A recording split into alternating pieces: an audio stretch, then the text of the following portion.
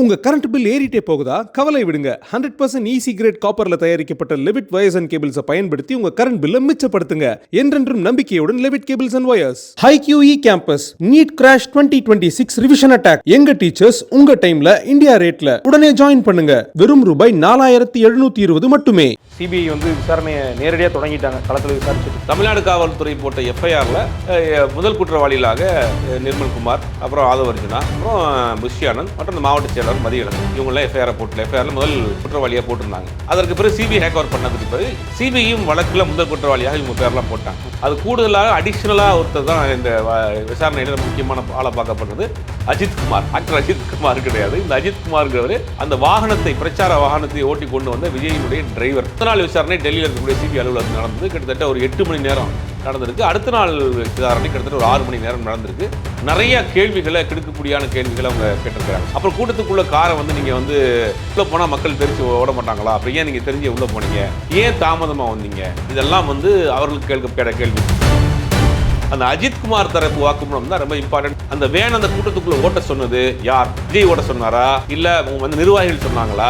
இல்ல நீங்களா போனீங்களா? விசாரணைலாம் ரெக்கார்டு பண்ணி வச்சிருக்காங்க. இதுக்கடையில் இந்த விசாரணை நடந்துட்டு இருக்கப்ப விஜய் வந்து போன்ல அவங்களை கான்டாக்ட் பண்ணிருக்காங்க. எந்த மாதிரியான விசாரணை போகுது? ரொம்ப உங்களை போஸ்ட் பண்றாங்களா? இல்ல வேற ஏதாவது கொஸ்டின் கேட்கறாங்களா? குறிப்பா என்னை கூப்பிடுவாங்களா? விசாரணைக்கு என்னை கூப்பிடுவாங்களாங்கிறது கேட்டிருக்காங்க. 50க்கும் மேற்பட்ட உலக நாடுகளில் 100 கோடிக்கும் அதிகமான ஆகாயம் தமிழ் பார்வையாளர்களுக்கு பேரன்பும் திருநன்றி. ஆகாயம் நேயர்களுக்கு வணக்கம். கரூரில் தாவேக்காவினுடைய கூட்டத்தில் நடந்த அந்த சம்பவத்துக்கு பிறகாக அது வந்து கரூர் மாவட்ட காவல்துறையினரால் விசாரிக்கப்பட்டது. அதுக்கப்புறம் ஸ்பெஷல் டீமுக்கு அனுப்பிச்சாங்க. அதுக்கு பிறகாக சிபிஐ அதை விசாரிச்சுட்டு இருக்காங்கன்ற வரைக்கும் நம்ம எல்லாருக்குமே தெரியும். இப்போ சிபிஐ வந்து சம்மன் கொடுத்து அதில் முக்கிய நிர்வாகிகள் மற்றவங்கெல்லாம் விசாரிச்சுட்டு வராங்க. விசாரணை என்ன நிலைமையில் இருக்குது, யார் யாரை வந்து சிபிஐ அழைச்சிருக்காங்க, இதை பற்றி தான் நம்ம வந்து பேச போகிறோம். மூத்த பத்திரிகையாளர் திரு சுபேர் அவர் நம்ம கூட இருக்காங்க. வணக்கம் சார். வணக்கம். சிபிஐ வந்து விசாரணையை நேரடியாக தொடங்கிட்டாங்க. களத்தில் விசாரிச்சுட்டு இருக்காங்க. இப்போ ஒருத்தரையாக கூப்பிட்டு விசாரிக்கிறாங்க. இதுவரை யார் யார் விசாரிக்கப்பட்டிருக்காங்க, யாரை கூப்பிடுறதுக்கு சாத்தியம் இருக்குது?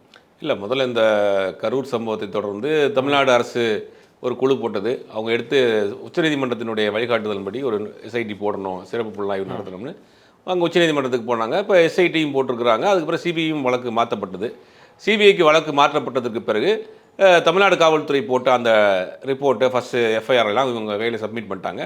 தமிழ்நாடு காவல்துறை போட்ட எஃப்ஐஆரில் முதல் குற்றவாளிகளாக நிர்மல்குமார், அப்புறம் ஆதவர்ஜுனா, அப்புறம் புஷ்யானந்த் மற்றும் இந்த மாவட்ட செயலாளர் மதியழகன் இவங்களாம் எஃப்ஐஆரில் முதல் குற்றவாளியாக போட்டிருந்தாங்க. அதற்கு பிறகு சிபிஐ டேக் ஓவர் பண்ணதுக்கு பிறகு சிபிஐயும் வழக்கில் முதல் குற்றவாளியாக இவங்க பேர்லாம் போட்டாங்க.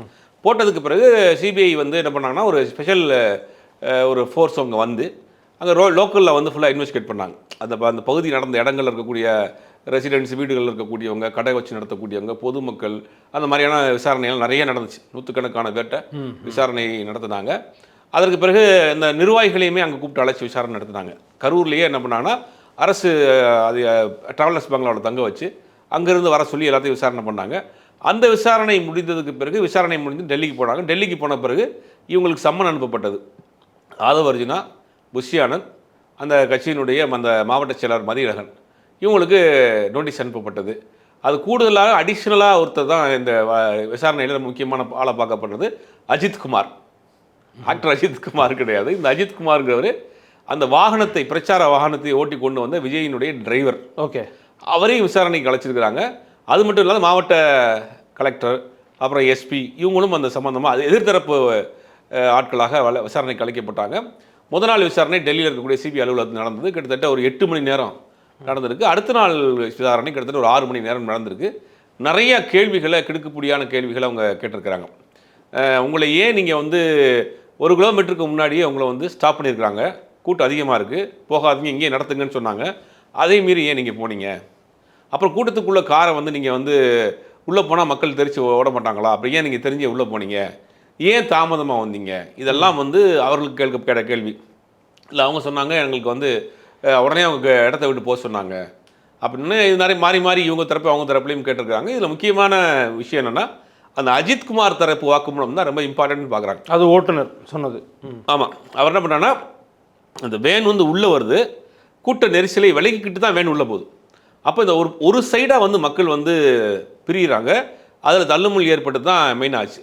அப்போ அந்த வேன் அந்த கூட்டத்துக்குள்ளே ஓட்ட சொன்னது யார்? அஜித் விஜய் ஓட்ட சொன்னாரா, இல்லை அந்த நிர்வாகிகள் சொன்னாங்களா, இல்லை நீங்களா போனீங்களாங்கிற கேள்வி தான் இந்த விசாரணையில் மெயின் பாயிண்ட்டே வந்து அஜித்குமார் தான். விஜய்க்கு அஜித்துக்கு எப்பயுமே பஞ்சாயத்தாக தான் இருக்குது. இந்த அஜித்குமார் தான் இப்போ விசாரணை வளையத்து வந்திருக்காரு. முதல்ல என்ன பண்ணியிருக்காங்கன்னா மொத்தமாக உட்கார வச்சு கேட்டிருக்கிறாங்க. அப்புறம் தனித்தனியாக விசாரணை நடந்திருக்கு. இப்போ ஒரு கட்டத்துக்கு மேலே புஷியானந்த் என்ன செஞ்சுட்டாரான், எனக்கு வந்து தெரியாதுங்க, நான் அந்த ஆர்கனைஸ் பண்ணதெல்லாம் ஆதவ அர்ஜுனாவும் மாவட்ட செயலாளரும் தான், நான் வந்து கட்சியோட பொதுச் செயலாளர் இங்கே சொன்ன அதே மாதிரி தான் அங்கேயும் சொல்லியிருக்காப்புல. அப்போ ஒரு கட்டத்துக்கு மேலே இவர் என்ன பண்ணுறாருன்னா, புஷியானந்தில் சில கிராஸ் கொஸ்டின்ஸ் கேட்குறப்ப இவர் இன்டர்ஃபியர் ஆகி பதில் சொல்லியிருக்காரு ஆதவ அர்ஜுனா. அப்போ தான் அதுக்கு பிறகு என்ன பண்ணியிருக்காங்க, தனித்தனியான விசாரணை நடந்திருக்கு. விசாரணைலாம் ரெக்கார்டு பண்ணி வச்சுருக்கிறாங்க. இதுக்கடையில் இந்த விசாரணை நடந்துகிட்டு இருக்கப்போ விஜய் வந்து ஃபோனில் அவங்களை காண்டாக்ட் பண்ணிட்டு இருக்காங்க. எந்த மாதிரியான விசாரணை போகுது, ரொம்ப உங்களை ஃபோர்ஸ் பண்ணுறாங்களா, இல்லை வேறு ஏதாவது கொஸ்டின்ஸ் கேட்குறாங்களா, குறிப்பாக என்னை கூப்பிடுவாங்களா, விசாரணைக்கு என்னை கூப்பிடுவாங்களாங்கிறது கேட்டிருக்காங்க. அந்த கொஸ்டினுக்கு தான் பெரிய அளவில் எல்லாருக்கும் தெரியல, ஆன்சர் தெரியல. என்ன விசாரணை எவ்வளோ ஃபாஸ்ட்டாக போகுது, தொடர்ந்து போகுது, பேக் டு பேக் போகுதுங்கிற போது உங்களை கூப்பிட்டு விசாரிக்கிறாங்களாங்கிறது எங்களுக்கு சந்தேகமாக இருக்கிறதுக்கும் வாய்ப்பு இருக்குது அப்படிங்கிற மாதிரி ஒரு தகவல். இப்போ இந்த விசாரணை முடிஞ்சு திருப்பி அடுத்த கட்ட விசாரணைக்கு அவங்க கூப்பிடுவாங்க. இதில் முக்கியமாக அந்த அஜித்குமாரனுடைய வாக்குமூலத்தை தான் இவங்க இம்பாக்டாக பார்க்குறாங்க. ஏன்னா இவங்கெல்லாம் கூட முன்ன பின்ன ஏதாவது சொல்லி கூட அவங்க வந்துடலாம். இவர் தான் அந்த மெயின் விட்னஸ்ஸு. அது மட்டும் இல்லாமல் அந்த வேனில் இருக்கக்கூடிய சிசிடிவி ஃபுட்டேஜ், அந்த ரெண்டும் தான் இப்போ மெயினான விட்னஸாக இருக்குது. சிசிடிவி ஃபுட்டேஜ் வந்து அவங்க முழுமையாக தராங்களா சார்? அவங்க கொடுக்கறதுக்கு முன் வந்துட்டாங்களா? கொடுக்குறாங்க. சில பேர் சொல்கிறாங்க அந்த சிசிடிவி ஃபுட்டேஜ் டெலீட் பண்ணிட்டாங்க அப்படின்னு, சில பேர் ரெக்கவரி பண்ணிட்டாங்க, சிபிஐ ரெக்கவரி பண்ணிடுச்சுன்றாங்க. இது ரெண்டு தரப்பாக போய்கிட்டு இருக்கு. விசாரணைங்கிறது, சிபிஐ விசாரணைங்கிறது ரொம்ப ஒரு கான்ஃபிடென்ஷியலான விஷயம். அது அங்கங்கே வரக்கூடிய செய்திகள் தான். ஓகே, இப்போ வந்து ரொம்ப இதாக தான் வச்சுருப்பாங்க, ரகசியமாக தான் வச்சுருப்பாங்க. ஒரு தரப்பு என்ன சொல்லலாம், அந்த வேனில் இருக்கக்கூடிய அந்த ஃபுட்டேஜ் எடுத்துட்டாங்க அப்படின்னு கேட்குறாங்க. எப்படி எடுத்தாலும் முன்ன பின்ன போனாலும் கூட இவருடைய வாக்குமூலம் ரொம்ப முக்கியமான வாக்குமூலமாக பார்க்கப்படுது. யார் சொன்னாங்க, எதுக்காக பண்ணாங்கன்னு. இந்த வழக்கில் விஜயை கொண்டு வந்து சேர்ப்பதற்கு வாய்ப்புகள் அதிகம், விஜயை விசாரணைக்கு கூப்பிடுவது அதிகம்ங்கிறதான் சொல்லப்படுகிற தகவலாக இருக்குது. ஏன்னா விஜயை அப்படியே லாக் பண்ணணும், விஜயை லாக் பண்ணால் தான் வந்து விஜய் தன் கைமீறி போக மாட்டார் அப்படின்னு அவங்க நினைக்கிறாங்க. என்ன நடக்குது அப்படின்னா, விஜயை வந்து இவங்க தான் உருவாக்குறாங்க, பக்கபலமாக இருக்கிறாங்க. தமிழ்நாட்டில் ஒரு ஓட் ஸ்பாய்லராக விஜய் இருப்பார். பியூஷ் கோயல் கூட வந்தப்போ விஜய் டச் பண்ணாதீங்க, விஜய் வந்து ஓட் ஸ்பாய்லரு, நமக்கு வந்து அவர் கேம் பண்ணி கொடுப்பாரு, கெயின் எடுத்து கொடுப்பாரு அப்படின்ற மாதிரி தான் அவங்க சொல்கிறாங்க. நிலைமை எப்படி மாறுது அப்படின்னா, இவர் அதிமுகவை டேமேஜ் பண்ணிடுவார் போல், நம்ம கூட்டணிக்கு பெருசாக டேமேஜ் ஆயிரும் போல், அது ஒரு காரணம். ரெண்டாவது ஆப்ஷன் என்னென்னா, இவர் விஜய் வந்து காங்கிரஸோட ஒரு டீலிங்கில் இருக்கார், அண்டர் டீலிங்கில் இருக்கார். அதனால் அங்கே வந்து போகிறதுக்கான வாய்ப்புகள் கை மீறி போயிடுவாரோ அப்படிங்கிற விஷயம் வந்து. இல்லை சார், அப்படி ஒரு சூழல் ஏற்படுதா? ஏன்னா வந்து காங்கிரஸினுடைய மூத்த தலைவர்கள் சிலருடைய கருத்தும் அதுக்கு வந்து திமுகவினர் நேரடியாக ஆற்றக்கூடிய எதிர்வினை வந்து அப்படி ஒரு சூழல் ஏற்படுத்துகிற மாதிரி தானே? இல்லை, அதுக்கு உண்டான அண்டர் டீலிங் நடந்திருக்கு. இப்போ என்னன்னா, இந்த கரூர் சம்பவம் நடந்தவொடனே கட்சியோடையா இந்த நிர்வாகிகளோட நடந்திருக்கு. கட்சியோடைய தலைமைக்கு போகாமல் இருக்காது. ஏன்னா முக்கியமான ஆட்களோட தான் அவங்க பேசிக்கிட்டு இருக்கிறாங்க. அதில் முக்கியமான ஆட்கள் நான் சொல்கிறேன் யாராருன்னு. இந்த கரூர் சம்பவம் நடந்ததுக்கு பிறகு ஒரு டெல்லிக்கு போயிருக்காரு. டெல்லிக்கு போய் இவங்க அப்ரோச் பண்ண அட்வொகேட் வந்து கபில் சிபில்கிட்ட தான் இவங்க மூவ் பண்ணி நீங்கள் இந்த கேஸை நீங்கள் நடத்தணும்னு கேட்டிருக்காங்க. கபில் சிபில் என்ன சொல்லிட்டாரு, இது வந்து நான் காங்கிரஸ் கட்சியில் இருக்கேன், அவங்க திமுகவுக்கு எதிராக நீங்கள் பண்ணுறீங்க அப்படிங்கும்போது இது வந்து கூட்டணி குழப்பம் வேணும். கபில் சிபில் ரெஃபர் பண்ண அவருடைய நெருங்கிய வட்டத்தில் இருக்கக்கூடிய அட்வொகேட் தான் இந்த கேஸை இப்போ நடத்துகிறார். அப்போ காங்கிரஸுடைய அட்வைஸ் பிரகாரம் தான் அந்த கேஸ் நடக்குது. இன்டைரக்டாக நடக்குது, நேரடியாக வர முடியாமல் வருது. அப்புறம் பைஜு அப்படின்னு ஒரு கேரக்டர்.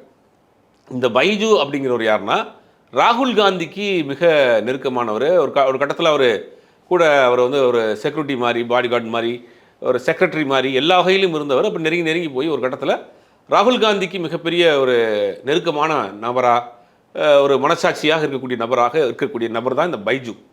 இந்த பைஜு தான் டெல்லியிலேருந்து அந்த தாவேக்காவுக்கும் காங்கிரஸுக்குமான உறவுக்கான ஒரு பாலமாக இந்த பைஜு இருக்கிறாரு அப்படிங்கிற விஷயம்லாம் இப்போ பிஜேபி தரப்புக்கு தெரியப்பட்டதுக்கு பிறகு தான் சரி, இனிமேலும் வந்து விஜயை வந்து லாக் பண்ண விட முடியாது, விஜயை வந்து லாக் பண்ணி உள்ளே கொண்டு வந்து வச்சிடணும், கைவசத்தை விஜய் தன்னுடைய கட்டுப்பாட்டில் இருக்கணும், கை மீறி போயிடக்கூடாதுங்கிறதுல அவங்க ரொம்ப தெளிவாக இருக்கிறாங்க. இவ்வளோ வேகமாக இந்த விசாரணை நடந்துகிட்டு இருக்கு. விஜய், எனக்கு தெரிஞ்ச விஜயும் அவர் அழைத்து விசாரணை நடத்துவார்கள் அப்படிங்கிற மாதிரி தான் அங்கேருந்து தகவல்கள் வருது. சார், ஆனால் இந்த சிபிஐ விசாரணை அப்படின்றது வந்து பலருக்கு நடந்திருக்கு, பல்வேறு அரசியல் கட்சி தலைவர்கள் நடந்திருக்கு, இல்லை கட்சியோ அரசாங்கமோ நம்ம நிறைய பார்த்துருக்கோம். பட் விஜய் நடக்கும்போது மட்டும் அதில் வந்து பாஜகவினுடைய விளையாட்டு இருக்குது, பாஜக ஆதிக்கம் செலுத்துகிறாங்க, நம்ம குற்றம் சாட்டுறது எப்படி சரியாக இருக்கும்? இப்போ உதாரணத்துக்கு ஒரு சின்ன சாம்பிள் அப்படின்னா, அன்புமணி ராமதாஸ் போன காங்கிரஸ் பீரியடில் இந்தியாவினுடைய மருத்துவ அமைச்சராக இருந்தார், சுகாதாரத்துறை அமைச்சராக இருந்தார். அப்போ அவர் ஒரு தனியார் மருத்துவக் கல்லூரிக்கு அனுமதி கொடுத்ததில் முறைகேடுன்னு சொல்லி அவர் மீது வழக்கு பதிவு செய்யப்பட்டது. அதுக்கு பிறகு பிஜேபி ஆட்சி வந்தது. 11 வருஷம் பிஜேபி ஆட்சி நடந்து முடிய போகுது. இன்னமும் அந்த வழக்குக்கு தீர்ப்பு வரல. அப்போ வழக்குகளை, விசாரணை அமைப்புகளை வைத்து தான் இவர்கள் கட்சியை தன் பக்கம் கொண்டு வராங்க, கூட்டணி கொண்டு வராங்க. இதுக்கு நிறைய சாம்பிள் சொல்லிட்டே போகலாம். திமுகவில் இருக்கவங்களுக்கும் இதே மாதிரி விசாரணைகள்லாம் பணியில் இல்லை, போகலை, இல்லை அங்கே போகல, கூட்டணிக்கு போகல, பதவி இழந்திருக்கிறாங்க. அவங்களுக்கு நடந்தா அதை வந்து நியூட்ரலாக எடுத்துக்கிறாங்க. நியூட்ரலா இல்லை, பாதிக்கப்படுறாங்கல்லன்ற சரண்டர் ஆலையில் போய் இன்னைக்கு 2 அமைச்சர் பதவி போயிருக்கு. அப்பப்போ ரைடு நடக்குது, வழக்குகள் போடுறாங்க, அவங்க ஃபேஸ் பண்ணுறாங்கல்ல. இவங்க தாக்கு பிடிக்க முடியாமல் போயிடறாங்கிறதா சிக்கல். இப்போ விஜயும் ஏறக்குறைய இன்னொரு சம்பவம் கூட சொல்லலாம். சசிகலா அந்த அம்மையார் வந்து பெங்களூரில் கொடுத்த தீர்ப்பு வந்து, முதல் குன்ஹா கொடுத்த தீர்ப்பு வந்து அவங்களுக்கு எதிராக வந்துச்சு. அதுக்கு பிறகு குமாரசாமி கொடுத்த தீர்ப்பு வந்து அவங்களுக்கு சாதகமாக வந்துச்சு. அதை எதிர்த்து அவங்க சுப்ரீம் கோர்ட்டுக்கு போகிறாங்க. சுப்ரீம் கோர்ட்டில் போய் விசாரணைலாம் முடிஞ்சு தீர்ப்பு சொல்கிற நேரத்தில் அந்த மாதிரி இறந்து போகிறாங்க. அது அப்படியே பெண்டிங்கில் வைக்கப்படுது. அப்போ இங்கே ஒரு குழப்பம் ஏற்படுது. சசிகலா தன்னுடைய முதலமைச்சராக பதவியேற்பதற்காக எம்எல்ஏக்கள் லெட்டர் வாங்கி வேகமாக அவங்க அடுத்த 2 நாளில் பதவியேற்க போகிறாங்க அப்படிங்கிறப்ப தீர்ப்பு வருது. அப்போ தீர்ப்புகள் வருது, உடனே வருது. அவங்க உள்ள அரெஸ்ட் பண்ணுறாங்க. அப்போ கட்சி எப்படி ஆச்சு, அதுக்கு பிறகு நடந்துச்சுங்கிற சம்பவங்கள்லாம் தெரியும். அப்போ இப்போ இவர் எடுத்துங்க, நம்ம அன்புமணியை எடுத்துங்க. அன்புமணியுடைய கேஸ் எவ்வளோ நாள் நடந்துகிட்டு இருக்கு. இப்போ இவரே சொல்கிறார், ஓப்பனாகவே வந்து ராமதாஸ் என்ன சொல்கிறாரு, பாஜகவினுடைய அடிமையாக போயிட்டு, ஆர்எஸ்எஸ்னுடைய அடிமையாக போயிட்டாரு அப்படின்னு பொதுக்குழு செயற்குழுலேயே அவங்க குற்றச்சாட்டு வைக்கிறாங்க. இப்போ இந்த அமைப்புகளை வைத்து ஒரு மிரட்டி தன் பக்கம் கொண்டு வர மாதிரி தான் பார்க்குறாங்க. இப்போ ஓட் ஸ்பாய்லராக பயன்படுத்தப்பட்ட விஜய் தனக்கு எதிரான நபராக மாறிடுவாரோ, தன் கைமீறி போயிடுவாரோ அப்படிங்கிற அவங்களுக்கு ஒரு அச்சம் வந்திருக்கு. அப்போ இது கட்டுப்பாட்டில் வைக்கிறவங்க தான் விசாரணை நடத்தினோம்னா தீர்ப்பு சொல்லாமல் தன்னுடைய இதை வச்சுக்கிறாங்க கையில். தேவைப்பட்டால் அவங்கள வந்து எடப்பாடி பழனிசாமிக்கு டெண்டர் வழக்கு இருக்குது மேலே, கிட்டத்தட்ட 10 வருஷத்துக்கு 5 வருஷத்துக்கு மேலே நடந்துகிட்டு இருக்குது. அது ஒன்றும் தீர்ப்பு வராமல் இருக்குது. இரட்டலை வழக்கு இருக்குது. இந்த மாதிரி நிறைய வழக்குகளை காமிச்சு தான் இன்றைக்கி சில வேலைகள் பண்ணிகிட்டு இருக்காங்க. இப்போ விஜயும் தன்னுடைய கட்டுப்பாட்டில் இருக்குங்கிறது தான் இந்த வேலை நடக்கிறதா சொல்கிறாங்க. இந்த சிபிஐ விசாரணை பற்றி தொடர்ந்து பேசுவோம். அதுக்கு முன்னாடி சுருக்கமாக இந்த கூட்டணிக்குள்ளே ஏற்பட்ட குழப்பத்தை பற்றியும் கேட்டுறவங்க கிட்ட, காங்கிரஸினுடைய ஒரு சில தலைவர்கள் ஆரம்பத்துலேருந்து மேடையிலையும் சரி, இல்லை சோஷியல் மீடியாலையும் சரி பேசுகிறாங்க, தாவேகா கூட போய் நம்ம கூட்டணி வைக்கணும்ன்ட்டு, நீங்கள் எங்களுக்கு சீட்டு தரலன்னா தாவேகா கூட போயிடுவோம் அப்படின்னு மேடையில் பேசுனதெல்லாம் நம்ம பார்த்துருப்போம். ஏன் இந்த குழப்பம் தொடர்ந்து? ஒரு கட்சி கூட்டணியில் இருக்குது, பாஜகவில் இந்த மாதிரி குழப்பம் வர்றது இல்லையே? இல்லை, காங்கிரஸ்க்குள் 2 பிரிவு இருக்குது.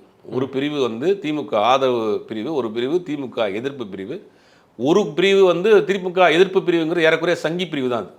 அவங்க பேசக்கூடிய ஆட்கள்லாம் பார்க்குறேன் சங்கி மனநிலை, ஐடியாலஜிக்கலாக இருக்குது. ராகுல் காந்தியே பல முறை சொல்கிறாரு, பலர் பாஜக காங்கிரஸ் கட்சி நிர்வாகியாக இருந்துக்கிட்டு ஆர்எஸ்எஸ் உறுப்பினராக இருக்கீங்க, அவங்களாம் போயிருங்கன்றார். அப்படி மாறியும் போயிருக்காங்களே, நான் போக மாட்டேங்கிறாங்களே. ராகுல் காந்தி சொல்கிறார், போயிருங்கய்யா, உள்ளே உட்காந்து கரையா மாதிரி கட்சி அரிக்கிறீங்க, போய் தொலைங்கன்றாரு. போக மாட்டேங்கிறாங்க. போகாமல் அதுதான் பாஜகவினுடைய அஜெண்டா, ஆர்எஸ்எஸ்னுடைய அஜெண்டா. ஆர்எஸ்எஸ்க்கு வந்து பல அமைப்புகள், பல முகங்கள் இருக்குது. இல்லை சார், அப்படி பார்த்தா அப்போ பாஜக ஆர்எஸ்எஸ் வந்து ரொம்ப ஸ்ட்ராங்காக இருக்குன்னு தான் நம்ம எடுத்துக்க முடியும். அவங்க சைடு அது பாசிட்டிவ் தானே? அவங்க ஸ்ட்ராங்காக தானே இருக்கிறாங்க. இன்றைக்கி எல்லா அமைப்புகளிலும் எல்லா கட்சியிலையும் அவங்க ஆட்கள் இருக்கிறாங்க. ஒவ்வொரு பிரிவு இருக்குது. கலாச்சார பிரிவு இருக்குது, இலக்கிய பிரிவு இருக்குது, விளையாட்டு பிரிவு இருக்குது. எல்லா பிரிவுகளும் வேறு வேறு முகத்தில் ஆர்எஸ்எஸ் இருப்பாங்க. அப்போ பாஜக காங்கிரஸ்க்குள்ள ஒரு ஆர்எஸ்எஸ் பிரிவு இருக்குது, ஆர்எஸ்எஸ் அமைப்பு இருக்குது. அந்த ஆட்கள் என்ன பண்ணுறாங்கன்னா, இந்த கட்சி இப்போ தமிழ்நாட்டில் ஷூராக தெரியும், இந்த கூட்டணி தேர்தல் சந்திக்கிறப்ப ஒரு கரிசமான ஒரு எம்எல்ஏக்கள் பிடிக்க முடியும் காங்கிரஸ் கட்சிக்கு அப்படின்னு. அப்போ அதை உடைக்கணும் அப்படின்னு முடிவு பண்ணுறாங்க. முடிவு பண்ணுறப்ப என்ன செய்கிறாங்கன்னா, கூட்டணியில் விட்டு கல்வி கொண்டு போகணும்னு பார்க்குறாங்க. அது இங்கே இருக்கக்கூடிய ஒரு முக்கியமான ஆட்கள் இந்த வேலை செய்கிறாங்க. ஒரு சில பேருக்கு விஜய் மீது உள்ள உண்மையிலேயே ஒரு சாஃப்டான ஒரு காரணம் வச்சுங்களேன், எப்படியாவது புதுசாக வந்திருக்காரு, நம்ம அதிகமாக சீட் வாங்கலாம் அப்படிங்கிற ஒரு காரணம், அப்படி ஒரு எண்ணம் அவங்களுக்கு. இன்னொரு சில பேருக்கு என்ன பண்ணால், இந்த கூட்டணி எப்படியா கலைக்கணும், காங்கிரஸை எப்படியா நடுவில் கொண்டு நிப்பாட்டிக்கணும்னு அவங்களுடைய ஆசை. அவங்களும் தானே டேரெக்டாகவே பாதிக்கப்படும். ஆமாம், அவங்க அங்கே தானே சம்பளம் வாங்கிட்டு இருக்காங்க. பாஜக ஆர்எஸ்எஸ்னுடைய ஆட்களாக இருக்காங்க. என்ன பண்ணுவாங்கன்னா, கட்சி ஒன்றுலாம் போனப்போ அங்கே போய் சேர்த்துக்குறாங்க. சார், கட்சியை இப்போ ஒரு முடிவெடுத்து நீக்கலாமே, அவங்கள நீக்க முடியலையே. இந்த கட்சி நீக்க முடியாமல் தான் தடுமாறிக்கிட்டு இருக்கு. அதனால தான் அந்த கட்சி நீங்கள் இவ்வளோ பலகீனமாக இருக்குது. பல மாநிலங்கள் ஆண்ட கட்சி நீங்கள் சுருங்கி வந்து இவ்வளோ தூரம் நிற்கிறதுக்கு காரணம் உள்ளுக்குள்ளே சில ஆட்கள் இருக்கிறாங்க. அது ராகுல் காந்தி ஸ்மால் பண்ணுறாரு. ராகுல் காந்தி வந்து வெளிப்படையாக பேசுகிறாரு, நீங்கள் இருக்கிற ஆர்எஸ்எஸ் பிஜேபியில் உள்ள ஆட்கள் இங்கே இருந்தீங்கன்னா போயிருங்கன்றாரு, போக முடியல. அப்போ உள்ளுக்குள்ளே உட்காந்துக்கிட்டே குழப்பத்தை பண்ணுறாங்க. ஆனால் இப்போ நமக்கு என்ன ஒரு கூடுதல் சந்தேகம் ஆகுதுன்னா, மேல் மெட்டமும் அகில இந்திய தலைமையும் இதில் பார்கிங் பண்ணுறதுக்காக விஜயை வந்து அவங்க ஒரு ட்ரம்ப் கார்டை யூஸ் பண்ணுறாங்களோ, விஜயை காமிச்சிங் அதிகமான சீட் நாங்கள் போயிடுவோம், சீட் அதிகமாக கொடுங்கிற மாதிரியான ஒரு மிரட்டல், ஏறக்குறைய ஒரு மிரட்டல் மாதிரி காங்கிரஸ் அந்த ஸ்ட்ராட்டஜியை கையில் எடுக்குதோ அப்படிங்கிற ஒரு சந்தேகம் வலுவாக இருக்குது. ஏன்னா தொடர்ந்து பிரவீன் சக்கரவர்த்தி பேசுகிறாரு, திருச்சி வேலுசாமி பேசுகிறாரு, தொடர்ந்து காங்கிரஸ் நிர்வாகிகள் பேசுகிறாங்க. நேற்று கூட மாணிக் தாக்கூர் பேசியிருக்கிறாரு. இப்படி தொடர்ந்து பேசுகிறப்ப இதுக்கு எது ரியாக்ஷனுமே அங்கே அகில இந்திய தலைமையிலேருந்து வராமல் இருக்கிறப்ப இவங்க வந்து விஜயை காமிச்சு இங்கே அதிகமாக சீட் வாங்குறதுக்கு ட்ரை பண்ணுறாங்களோ அப்படின்னு நான் என்னுடைய கெஸ்ஸாக இருக்குது. இப்படியே போச்சுன்னு வச்சுங்களேன், அதுக்கு ஒரு கட்டத்துக்கு மேலே காங்கிரஸ் வேண்டாங்கிற முடிவை திமுக எடுத்துரும். இல்லை, அதுதான் கேட்கணும்னு நினைக்கிறேன். யாருக்கு யார் தேவை இங்கே? இன்னொன்று, திமுக வந்து இதில் என்ன நிலைப்பாடு எடுக்க? அகில இந்திய அளவில் காங்கிரஸினுடைய தேவை திமுகவுக்கு இருக்குது. இப்போ டெல்லியில் ஒன்றிய அரசை எதிர்த்து ஒரு மிகப்பெரிய ஒரு ஆர்ப்பாட்டம் போராட்டம் நடத்துகிறோம், அந்த மாதிரியான விஷயங்களுக்கு தேவை. இப்போ சமீபத்தில் கொண்டு வந்தால் கூட ஒரு 3 லேபர் ஆக்ட் கொண்டு வந்தாங்க. பல்வேறு சட்டங்களை எதிர்த்து ஒன்று சேர்ந்து போராடுறாங்க. அகில இந்திய அளவில் காங்கிரஸும் கம்யூனிஸ்டுகளும் சமாஜ்வாடி பார்ட்டி அந்த இந்தியா கூட்டணி சார்பாக போராடுறாங்க. பல திட்டங்களை எதிர்த்து போராடுறாங்க. அந்த எஸ்ஆர் விஷயமா பீகார் நடந்ததுக்கெல்லாம் கூட ஒன்று சேர்ந்து போராடுறாங்க. அப்போ அகில இந்திய அளவில் ஒரு ஆல் இந்தியா லெவலில் நடக்கக்கூடிய ஒரு இஷ்யூஸு, ஒன்றிய அரசு கொண்டு வரக்கூடிய சில திட்டங்களை எதிர்த்து நீங்கள் ஒன்றிணைந்து நிற்க வேண்டிய கட்டாயம் அகில இந்திய அளவில் காங்கிரஸினுடைய தயவு திமுகவுக்கு தேவை. அதே நேரத்தில் தமிழ்நாட்டை பொறுத்தவரைக்கும் திமுகவின் தயவு காங்கிரஸுக்கு தேவை. கிவ் அண்ட் டேக் தான். நீங்கள் உங்களுக்கு அங்கே தேவை, அவருக்கு இங்கே தேவை. இல்லை சார், வரப்போகிறது சட்டமன்ற தேர்தல் சார். காங்கிரஸ்னால திமுகவுக்கு அட்வான்டேஜ் இருக்கா இல்லையா? அதிகபட்சம் காங்கிரஸுக்கு நீங்கள் 3%. நான் மிகைப்படுத்தி சொன்னால் கூட 3%. இவங்க வெளியில் போனாங்கன்னா உள்ளே கொண்டு வரதுக்கு கட்சி அந்த 3% பேலன்ஸ் பண்ணுறதுக்கு நிறைய கட்சிகள் இருக்குது. தேமுதிக இருக்குது, ராமதாசனுடைய இன்னொரு பிரிவு இருக்குது. சீட்டு அவங்க 25 சீட் 30 சீட் கொடுக்குறப்ப ஆளுக்கு ஒரு 5 சீட்டோ 6 சீட்டோ கொடுத்து இவங்களை உள்ளே கொண்டு வந்துடலாம். அதை வந்து காமன் சீட் பண்ணி பேலன்ஸ் பண்ணியிருப்பாங்க. ஆனால் காங்கிரஸுக்கு பெருசாக இளைஞர் கூட்டம் இல்லை, பெரிய அளவு கட்டமைப்பு இல்லை. விஜய் ஓடு போய் சேர்றப்போ எந்த அளவில் அவங்க கரையேற முடியும்? பிரச்சாரத்துக்கு ராகுல் காந்தியோ மற்றவங்களும் பயன்பட்டாலும் கூட கட்சியை வந்து எப்படி அடுத்த கட்டத்துக்கு நகர்த்தி கொண்டு போவீங்க அப்படிங்கிறதெல்லாம் பார்க்க வேண்டியதாக இருக்குது. இப்போ என்ன முடிவெடுக்க போகிறாங்கன்னு தெரியல. இந்த குழப்பம் வந்து இவரை காமிச்சு ஓட்டு வாங்கக்கூடிய சீட் வாங்கக்கூடிய வேலை செய்கிறாங்களோங்கிற மாதிரி தான் தோணுது. ஓகே சார், இதை பற்றி நம்ம இன்னொரு வாட்டி கூட டீட்டெயில்டாக பேசலாம். இப்போ நம்ம இந்த சிபிஐ விசாரணை பற்றி பேசியிருக்கனால இறுதி கேள்வி அதை நான் கேட்டு இந்த நேர்காணலில் முடிச்சுக்கிறேன். சிபிஐ விசாரணையில் வந்து சில முக்கியமான நபர்கள் விசாரிக்கப்பட்டிருக்காங்க. இந்த விசாரணை வளையத்துக்குள்ளே விஜய் வருவாரா? இப்போ வரைக்கும் போயிட்டு இருக்கிற ட்ரெண்ட் வந்து எதை சொல்லுது நமக்கு? விஜய் கண்டிப்பாக விஜய்க்கு சம்மன் அனுப்பப்பட்டு விஜய் விசாரணைக்கு வரவழைக்கப்படுவார் அப்படிங்கிறது தான் அங்கேருந்து வரக்கூடிய தகவலாக இருக்குது. விசாரணைக்கா இல்லை மடக்குவதற்கா?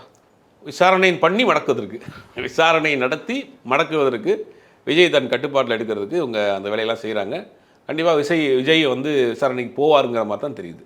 ஓகே சார், உங்களுடைய கருத்துக்களுக்கும் நேரத்துக்கும் ரொம்ப நன்றி சார்.